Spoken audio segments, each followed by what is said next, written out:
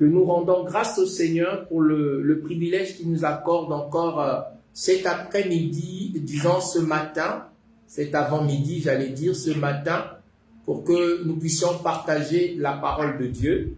Et nous venons de lire le livre de Marc, chapitre 14, le verset 12 au verset 16. Dans ce texte, précisément, il est question de la préparation de la Pâque. Et nous savons que la Pâque est une fête très importante pour les enfants d'Israël. Et bibliquement parlant, c'est la toute première Pâque qui a été instituée pour marquer la délivrance des enfants d'Israël. Donc parfois, quand Dieu veut libérer son peuple, parfois quand Dieu veut délivrer ses enfants, il instaure ou il établit une fête. Il instaure ou il établit une période de célébration. Une période de célébration, pourquoi? Parce qu'il veut que son peuple puisse se réjouir à cause de ce que la souffrance de son peuple est en train de prendre fin. Donc la Pâque a été instituée pour pouvoir marquer la fin de l'esclavage, pour pouvoir marquer la fin de la souffrance, pour pouvoir marquer la fin de la mort, afin de pouvoir introduire les enfants d'Israël dans une nouvelle phase de leur vie, un nouvel ère où ils devaient entrer dans le repos. Amen, amen. Alors, parfois, Dieu peut t'inviter à entrer dans une période de célébration. Parfois, Dieu peut t'inviter à entrer dans une période de joie. Parfois, Dieu peut t'inviter à entrer dans une période de reconnaissance, d'action de grâce. Alors que parfois, tes chaînes ne sont pas toutes tombées. Parfois, tes liens ne sont pas coupés.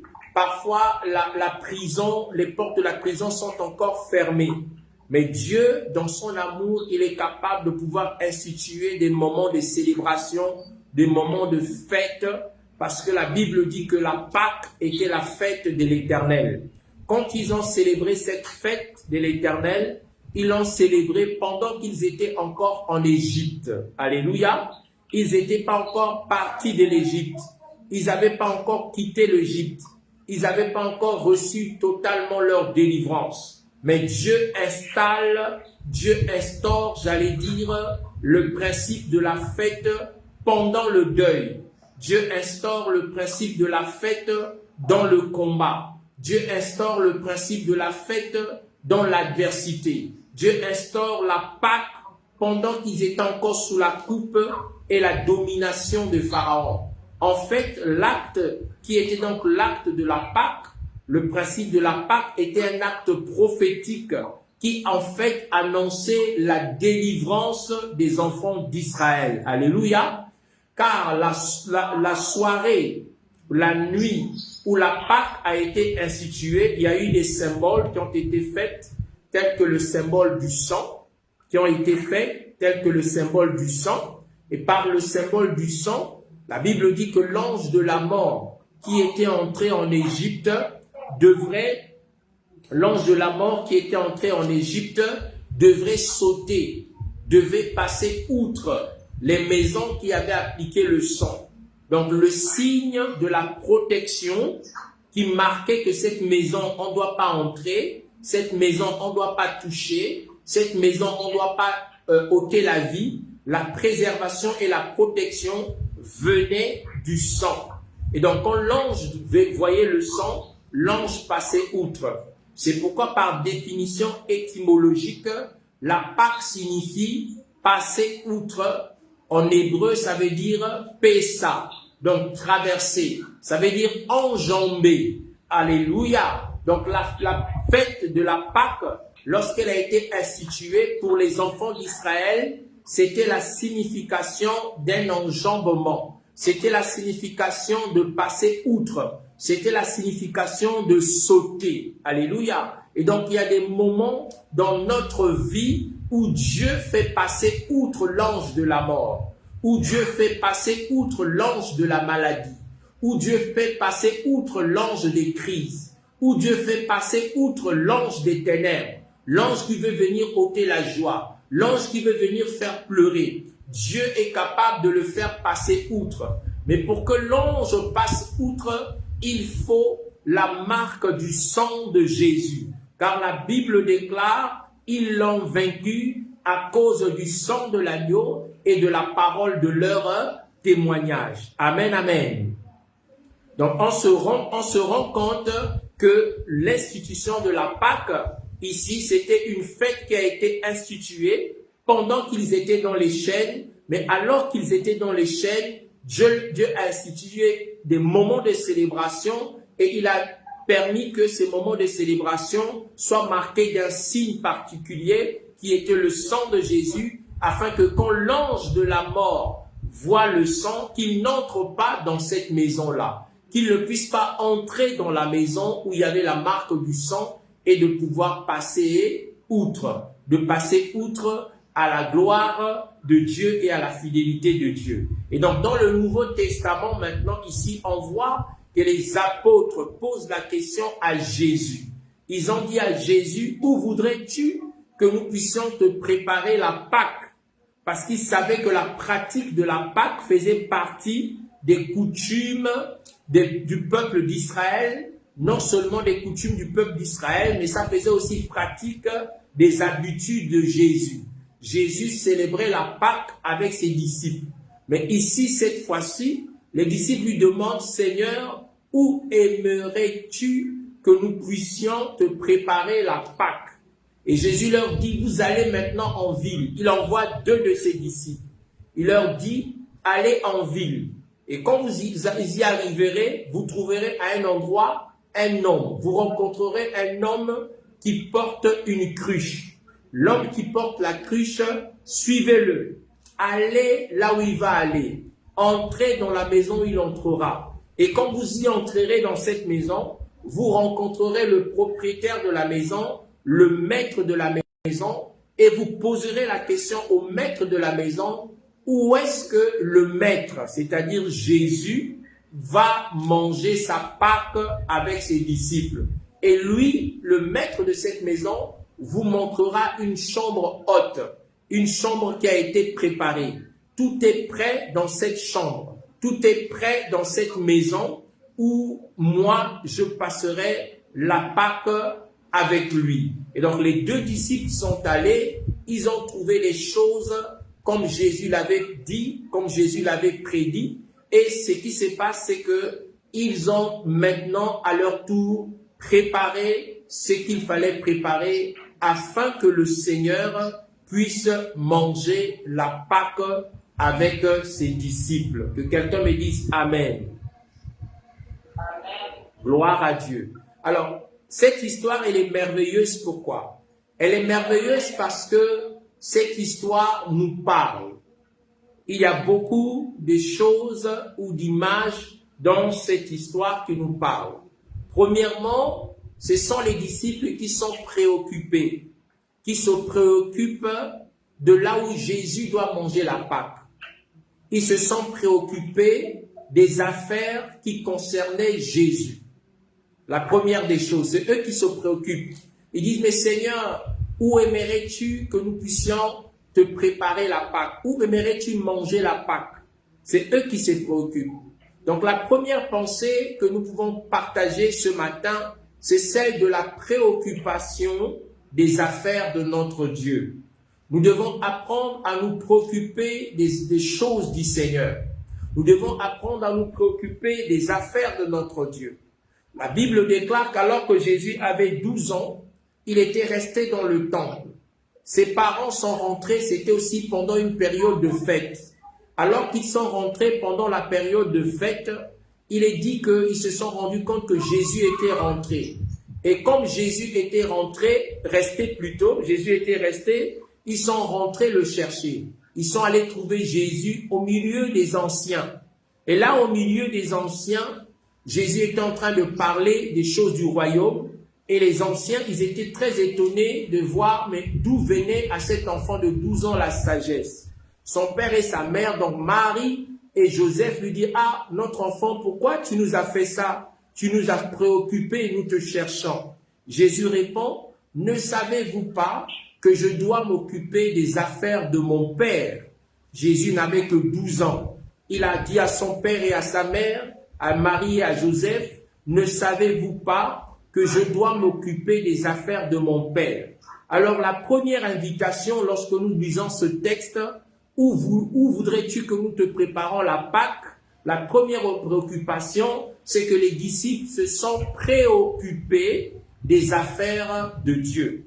Donc l'invitation, c'est que nous puissions nous préoccuper les uns des autres, des choses du Seigneur, des affaires du Seigneur, que chacun puisse avoir à cœur la mission, que chacun puisse avoir à cœur le ministère, que chacun puisse avoir à cœur l'œuvre de Dieu. Où voudrais-tu, Seigneur, que nous puissions te préparer la Pâque?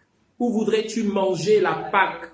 La préoccupation de l'œuvre de Dieu. Je t'encourage ce matin, je t'encourage ce jour à pouvoir te préoccuper de ton Jésus. Où voudrais-tu que Jésus reste avec toi pour un événement? Où voudrais-tu que Jésus marche avec toi pour un événement? C'est toi qui poses la question à ton Dieu. Seigneur, qu'est-ce que je peux faire pour toi? En fait, en d'autres termes, qu'est-ce que, Seigneur, tu voudrais que je fasse pour toi? Alléluia. C'est une question. Donc, qu'est-ce que, Seigneur, tu voudrais que je fasse pour toi? Qu'est-ce que je peux faire? À mon niveau, qu'est-ce que je peux faire? À mon niveau, qu'est-ce que je peux apporter? À mon niveau, qu'est-ce que je peux donner? À mon niveau, qu'est-ce que je peux faire pour que, Seigneur, ton œuvre puisse aller de l'avant? Et ici, les disciples ont dit, Seigneur, où voudrais-tu que nous te préparons la Pâque? Alléluia. Où voudrais-tu que nous te préparons la Pâque? Où voudrais-tu que nous te préparons la Pâque?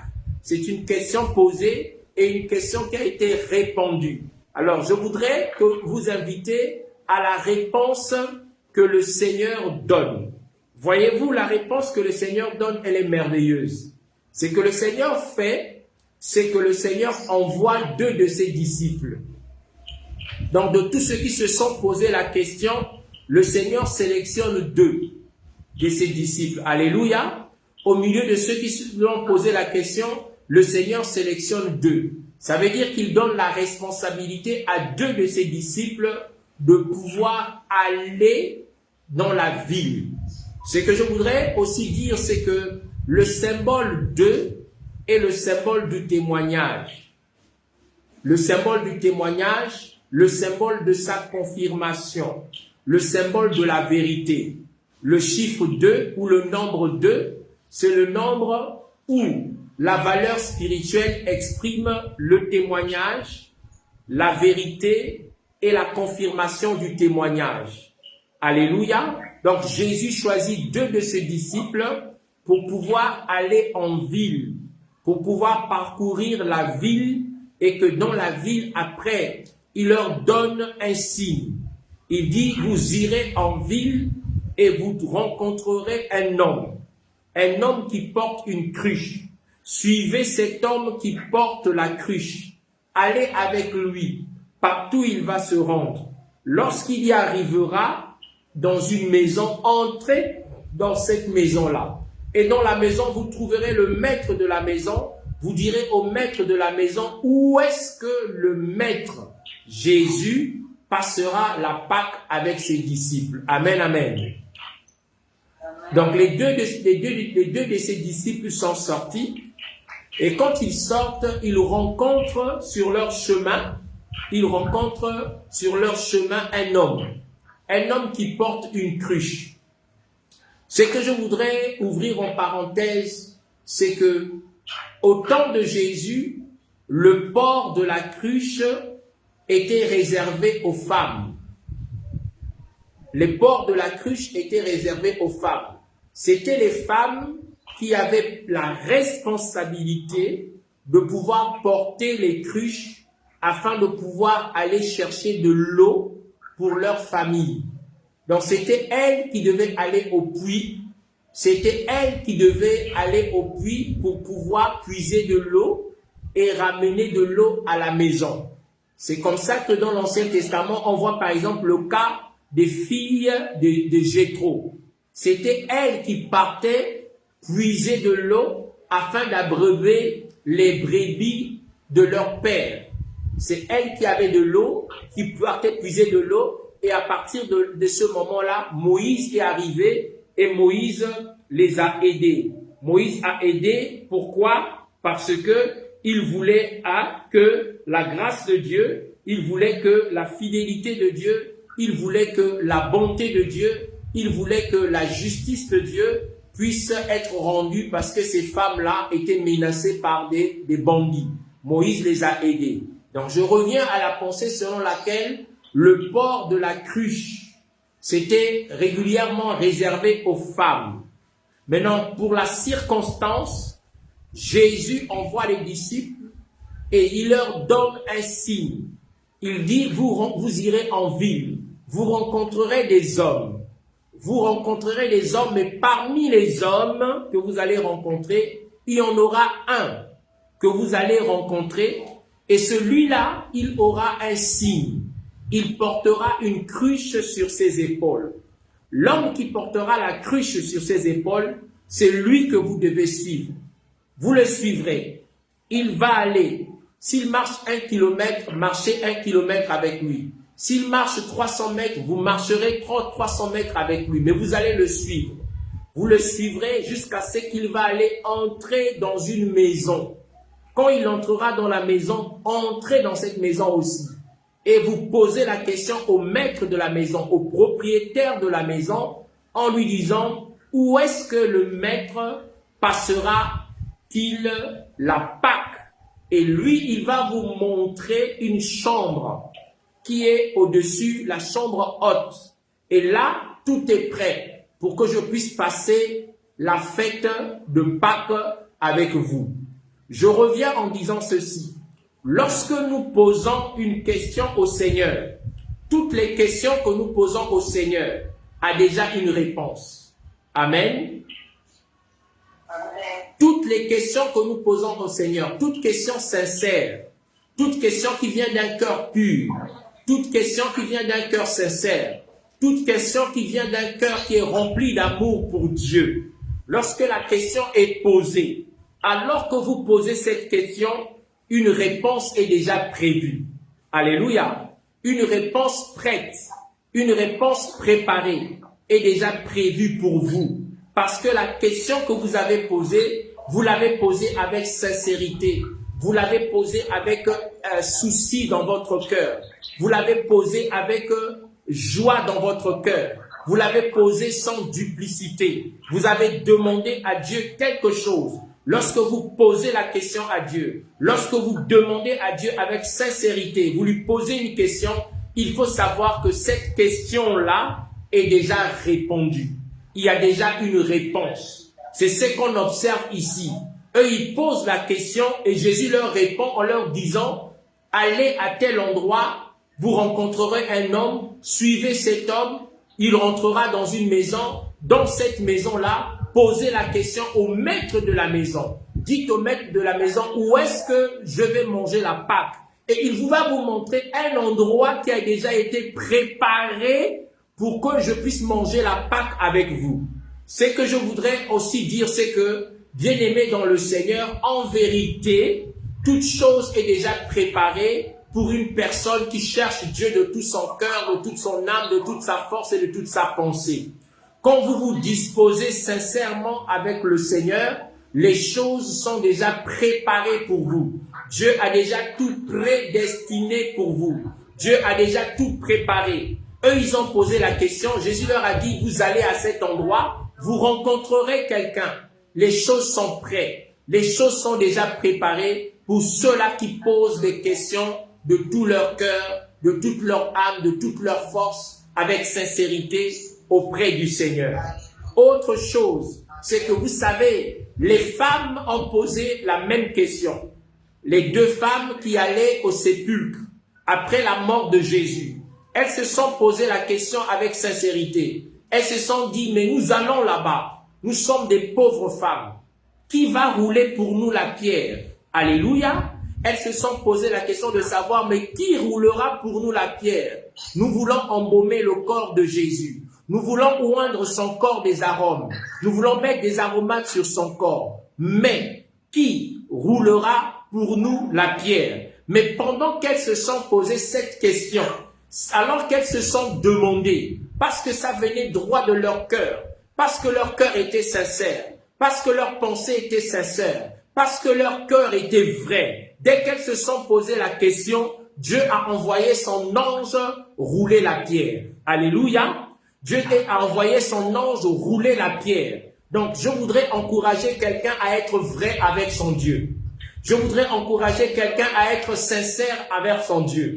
La Bible déclare que cela ne dépend ni de celui qui court, ni de celui qui veut, mais de l'Éternel qui fait miséricorde à qui il veut. Mais en vérité, la manifestation de la miséricorde de Dieu est attachée au cœur sincère, au cœur vrai, à celui qui est sincère envers son Dieu. Tu as certainement un problème, tu as certainement une situation, tu as certainement des préoccupations, il y a certainement des combats dans ton cœur, il y a certainement des difficultés par lesquelles tu passes actuellement. Et tu te dis, mais qui va rouler pour moi cette pierre? Si tu te poses la question de toute sincérité et que tu te demandes véritablement parce que tu n'as pas les moyens de t'en sortir, pas parce que tu sais que tu peux tourner un bouton, pas parce que tu sais que tu peux actionner une relation, pas parce que tu sais que tu peux commander quelqu'un de faire, mais tu sais véritablement que tu es limité, tu sais que tu es dans l'incapacité, tu sais que tu ne peux pas t'en sortir par toi-même.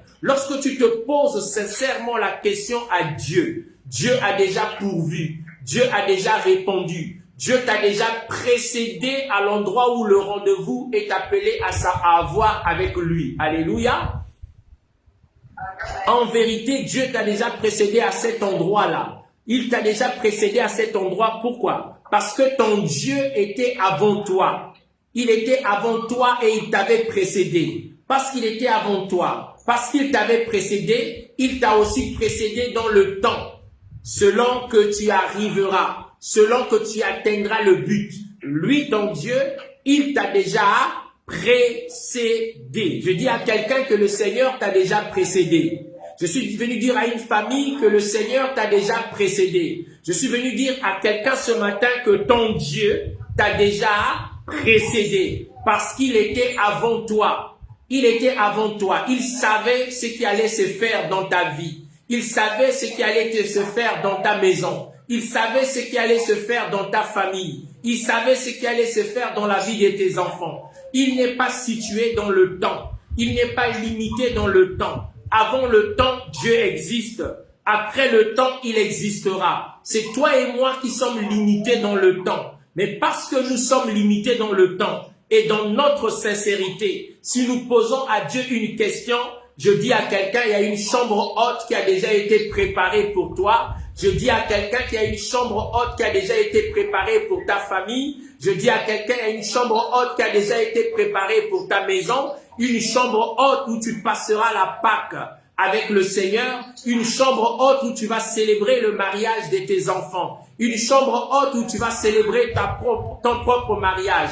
Une chambre haute où tu vas célébrer ce diplôme. Une chambre haute où tu vas célébrer cette naissance. Une chambre haute où tu vas célébrer cette victoire. Une chambre haute où tu vas célébrer la gloire de Dieu dans ta vie parce que le Seigneur, ton Dieu, t'a déjà exaucé. Est-ce que quelqu'un est avec moi ce matin? Si vous êtes avec moi, dites Amen.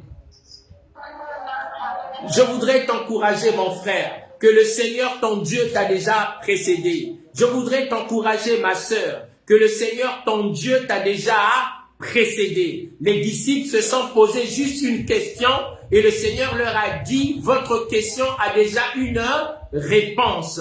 Ta question a déjà une réponse. La réponse que le Seigneur donne à ta question, c'est qu'il y a un endroit où tu vas être avec lui pour célébrer la Pâque.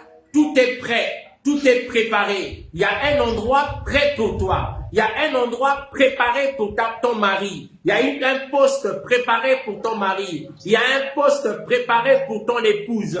Il y a un diplôme préparé pour tes enfants. Il y a quelque chose de bon qui t'attend. Lorsque tu pries Dieu et que tu parles au Seigneur, tu te poses une question avec sincérité, il y a déjà une réponse. Alléluia. Dieu a déjà répondu. Alléluia. Tu poses une question, le Seigneur répond à la question. L'endroit est déjà préparé. Amen, amen. Écoutez, cet homme-là qui portait une cruche. Voyez, les hommes ne portaient pas la cruche, j'étais en train de dire. Ils ne portaient pas la cruche, j'étais en train de dire. Ils portaient pas la cruche. La cruche, c'était pour les femmes. Mais il y a des circonstances où Dieu va te donner un signe. Amen, amen. Dieu va te donner un signe. Dieu va présenter quelque chose qui est inhabituel. Quelque chose qui n'a pas l'habitude de se faire.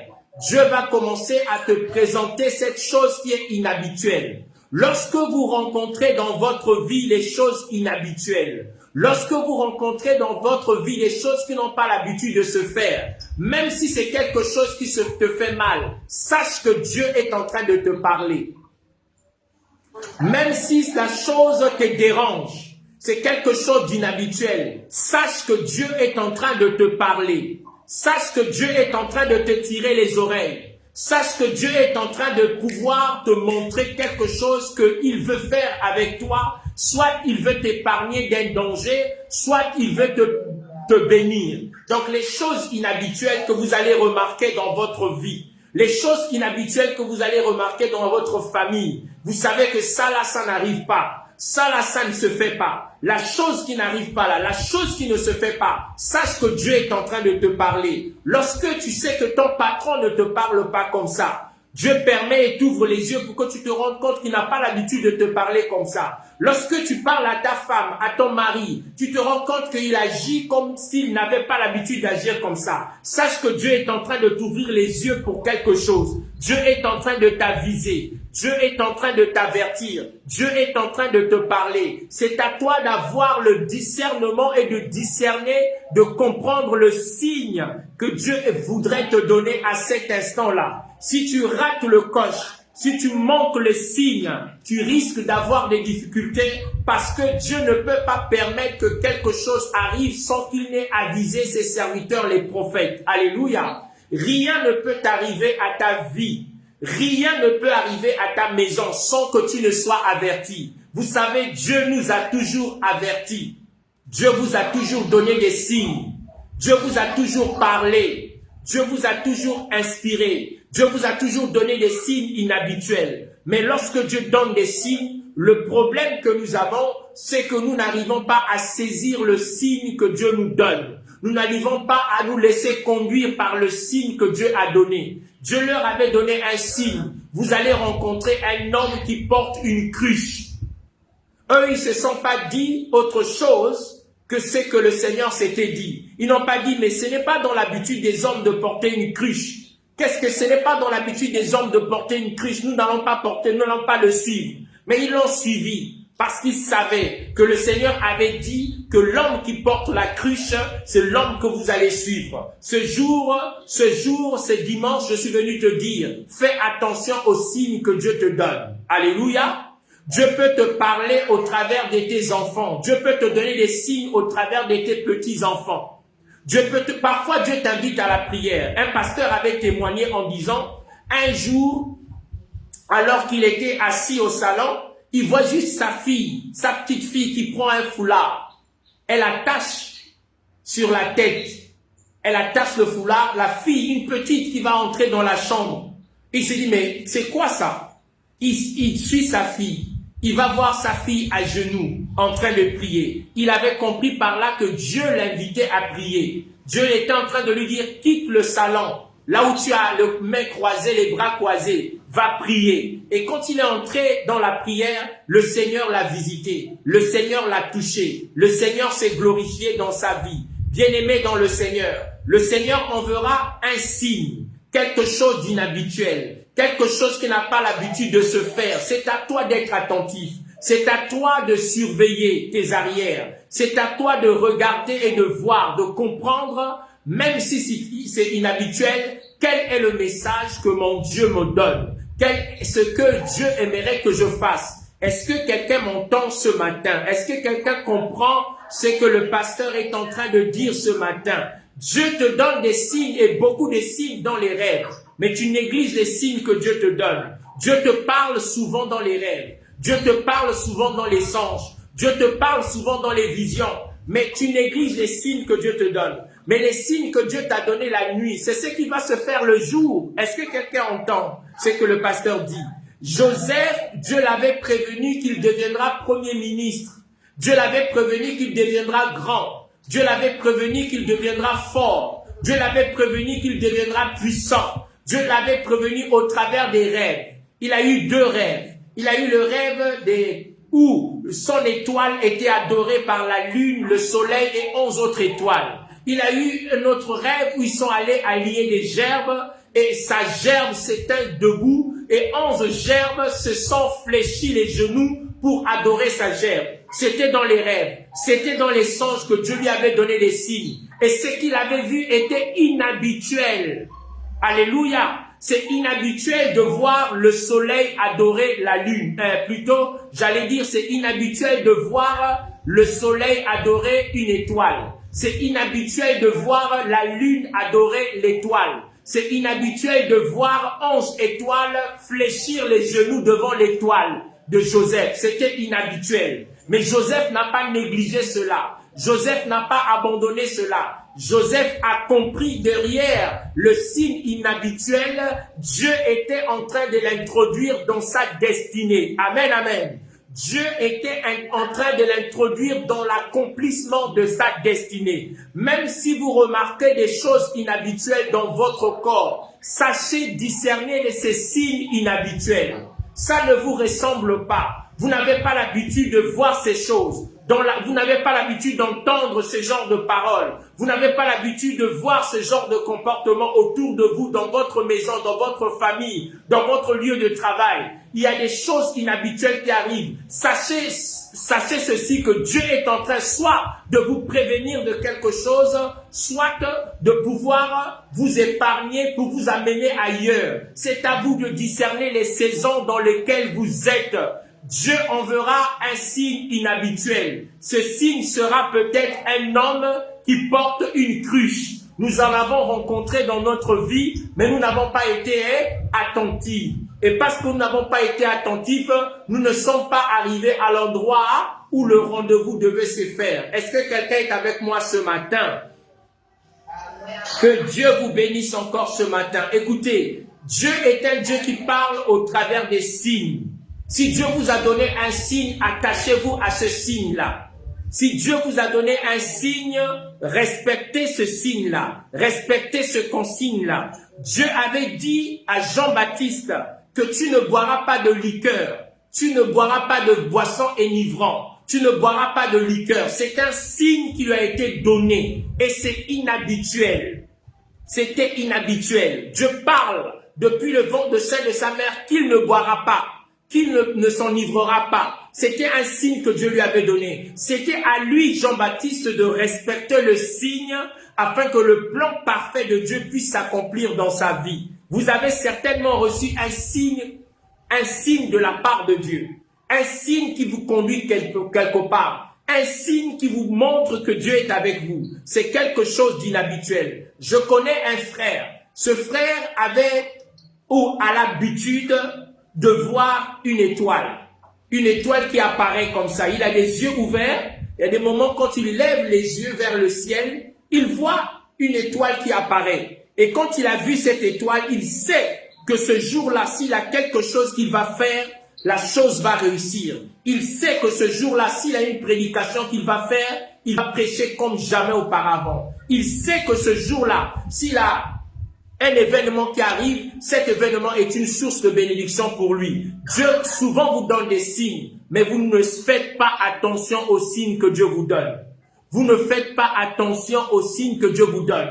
C'est pourquoi vous tournez en rond en ville. Ils allaient tourner en rond. S'ils avaient négligé le signe que Dieu leur avait donné, ils allaient tourner en rond. Ils allaient toujours être là en train de chercher. S'ils avaient négligé le signe que le Seigneur Jésus leur avait donné, Dieu te donnera un signe. Attache-toi à ce signe-là. Alléluia. Dieu te donnera une révélation. Attache-toi à cette révélation-là. Si tu t'attaches à la révélation, si tu t'attaches au signe que Dieu te donne, tu ne tourneras pas en rond dans la ville. Tu suivras cet homme qui porte une cruche sur ses épaules. Et tu arriveras à l'endroit où le Seigneur t'attend parce qu'il y a une chambre haute qui a été préparée pour toi, un endroit où tu dois célébrer ta victoire, un endroit où tu dois célébrer cette grâce, cette bénédiction. Il faudrait que tu t'attaches à un signe. Alléluia. Et le signe que Dieu peut te donner, c'est ce signe qui va te conduire. Le signe que Dieu te donne, c'est ce signe qui va te conduire. Ici, dans ce texte ici, l'homme qui porte la cruche peut être représenté, peut symboliser, alléluia, l'homme qui porte la cruche peut symboliser le Saint-Esprit. Le Saint-Esprit est un signe que Dieu envoie dans la vie des hommes afin de pouvoir les conduire. Le Saint-Esprit est ce signe-là que Dieu envoie dans la vie des hommes pour pouvoir les conduire afin que la vie des hommes soit dirigée selon la volonté de Dieu, selon la pensée de Dieu. Je voudrais te dire qu'il y a un homme qui porte une cruche. Cet homme qui porte une cruche dans sa vie, dans ta vie, s'appelle le Saint-Esprit. Le Saint-Esprit a une cruche. Dans la cruche de l'Esprit, il y a de l'eau. Cette eau a pour mission de te purifier. Cette eau a pour mission de pouvoir étancher ta soif. Cette eau a pour mission de pouvoir t'assister. Avec sa cruche, cet homme va t'assister. Et donc, l'homme qui porte la cruche, c'est aussi le Saint-Esprit, qui est là pour te conduire à l'endroit où tu es attendu, qui est là pour gouverner tes pas, qui est là pour t'ouvrir le chemin, qui est là pour te montrer la route, qui est là pour te conduire à la chambre haute où tu es attendu. Est-ce que quelqu'un entend ce que le pasteur dit ce matin? Que le Seigneur vous bénisse. Faites attention aux signes que vous rencontrez. Faites attention à ce que Dieu vous révèle. Faites attention à ce que Dieu vous montre.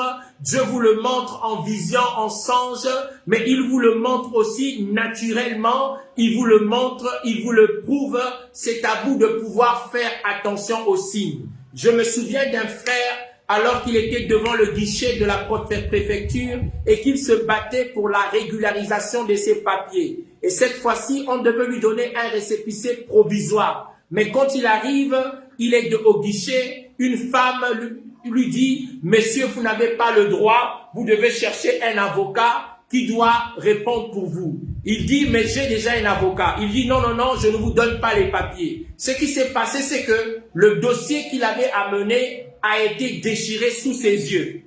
En administration, ça ne se fait pas. La dame a déchiré le formulaire. Il a déchiré le papier. Il lui a rendu ses photos. Il lui a rendu ses timbres. Il lui a dit « Rentrez chez vous. » Et le monsieur, quand il a vu cela, le frère, il a vu cela. Il s'est dit, ce signe-là est un signe inhabituel. Ça ne se fait pas. On ne peut pas déchirer un dossier sous les yeux de celui qui le dépose. À partir de ce moment, il a compris que son problème de régularisation était un combat spirituel. Toi, Dieu t'a donné beaucoup de signes. Pour ton mariage, Dieu t'a donné des signes. Pour tes enfants, Dieu t'a donné des signes. Pour ton travail, Dieu t'a donné des signes. Pour ta délivrance, Dieu t'a donné des signes. Il t'a révélé, il t'a ouvert les yeux. Pour ta santé, pour ta prospérité, Dieu t'a donné des signes. Mais le malheur, c'est que tu as l'habitude de négliger les signes que Dieu t'a donnés. À compter d'aujourd'hui, fais attention à ce qui sort de la bouche d'un homme. Fais attention à la manière dont ta femme se comporte. Fais attention à la manière dont ton fiancé se comporte. Fais attention à la manière dont tes petits-enfants se comportent. Fais attention à la manière dont le patron te parle. Fais attention aux signes spirituels, à ton environnement physique.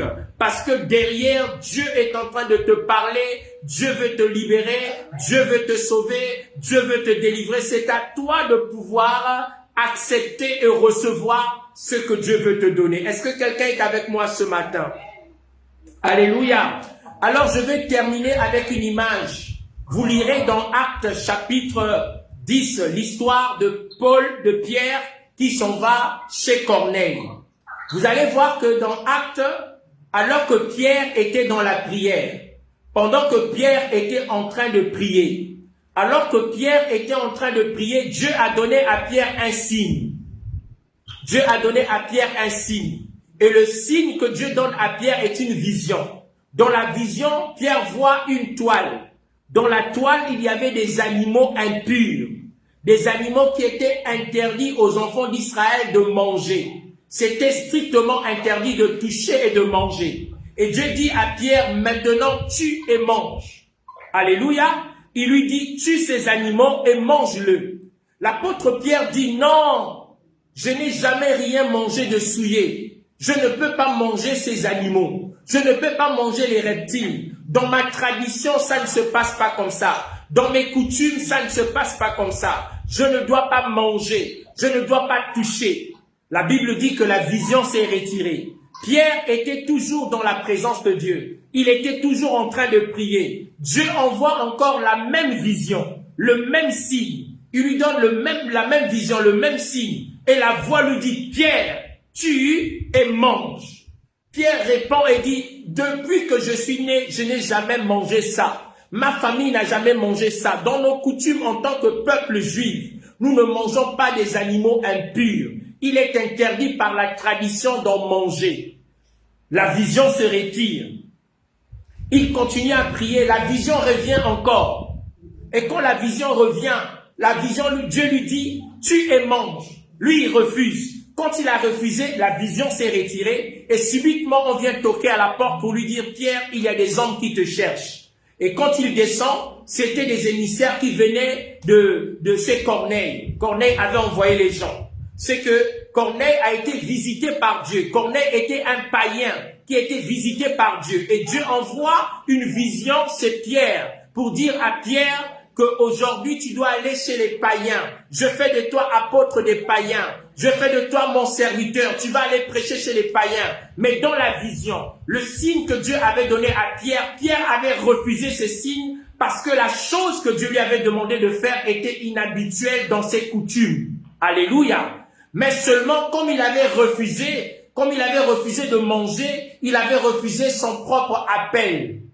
Parce qu'il avait reçu les clés de servir Dieu chez les nations comme chez les Juifs. Mais quand il a refusé de manger les animaux impurs, il a refusé son appel pour les nations. Il a refusé d'être apôtre des nations. Il a refusé d'être apôtre des Romains. Il a refusé d'être apôtre des Éphésiens. Il a refusé d'être apôtre de Colossiens. En refusant de manger, il a fermé une porte à l'appel que Dieu lui avait donné par rapport aux nations, par rapport aux païens. Il a refusé cet appel. Vous savez, quand il a refusé cet appel, Dieu a suscité quelqu'un d'autre. Dieu a appelé maintenant Paul à la place de Pierre. Dieu a donné à Paul le ministère que Pierre avait refusé dans la vision. Dieu a donné à Paul la responsabilité que Pierre avait refusée dans la vision parce que sa coutume lui interdisait de manger des animaux impurs. Je suis venu te dire ce matin, mon frère, Dieu peut te demander de faire des choses inhabituelles. Dieu peut te demander de faire des choses que tu n'as pas l'habitude de faire. Ce n'est pas parce que tu n'as pas l'habitude de le faire que Dieu n'est pas derrière ce qu'il te demande de faire. Dieu demande à Pierre de tuer et de manger. Pierre dit non, je ne mange pas des choses impures. Il refuse cela. Comme il a refusé cela à 3 reprises, quand il a refusé à 3 reprises, Dieu, qu'est-ce qu'il a fait? Il a donné à quelqu'un d'autre ce qu'il voulait faire. C'est comme ça que ça s'est passé aussi avec Moïse et Aaron. Quand Dieu envoie Moïse, Moïse refuse. Dieu donne à Aaron la place de Moïse. Parce que Dieu lui dit, c'est moi qui rends muet, c'est moi qui rends sourd, c'est moi qui rends sourd et muet, c'est moi qui donne la parole. Mais comme tu contestes avec moi et que tu veux rester malade, je donne à ton frère le ministère de la prophétie. Donc, c'est comme ça que ça se passe aussi avec nous. Dieu a des choses à faire avec toi, Dieu a des choses à faire avec chacun d'entre nous, mais c'est à nous de pouvoir discerner les signes, voir les signes, savoir comprendre les signes, parce qu'il y a une chambre haute que Dieu a préparée où nous allons passer la Pâque avec lui, où nous allons fêter avec lui. Il y a un endroit où tu es attendu, mon frère, mais obéis aux signes, obéissant aux signes que Dieu nous donne, même si c'est inhabituel, obéissant aux signes, même si ça n'arrive pas souvent, obéis seulement, fais seulement, accomplis seulement, fais comme Dieu te demande de faire. Il peut te demander de faire des choses bizarres que tu vas te dire, mais Seigneur, après je fais comment? Fais s'il t'a mis à cœur de faire, fais. S'il est derrière ce qu'il a dit, il a toujours été derrière sa parole pour l'accomplir. Voilà la pensée que je voudrais partager ce matin en te disant ceci, si tu poses un sujet à Dieu et que tu es sincère dans ton cœur, sache qu'il y a déjà la réponse. Sache qu'il y a déjà la réponse. Quand tu es vrai dans ton cœur, il y a déjà la réponse. Mais quand tu n'es pas vrai, la réponse ne viendra pas. La solution ne viendra pas. Eux, ils se sont posé la question. Jésus leur a dit, il y a déjà une chambre haute qui est préparée où je vais manger la Pâque avec vous. Mais pour que vous puissiez y arriver, suivez le signe. Que quelqu'un apprenne à suivre le signe. Apprends à voir que Dieu te parle au travers des signes. Voilà la pensée que nous avons ce matin à partager. Que Dieu vous aide, que Dieu m'aide, que Dieu nous aide à pouvoir entendre, voir, discerner et comprendre les signes par lesquels le Seigneur nous invite à passer. Que Dieu vous bénisse chez vous, que Dieu nous bénisse sur WhatsApp et que toute la gloire lui soit rendue. Amen, amen. Gloire à Dieu, nous faisons un coucou spécial aux personnes qui nous sont en train de nous suivre sur WhatsApp et un coucou spécial à ceux qui ont suivi aussi le direct sur Facebook. Ça nous permet de pouvoir garder le contact avec vous et que Dieu vous bénisse.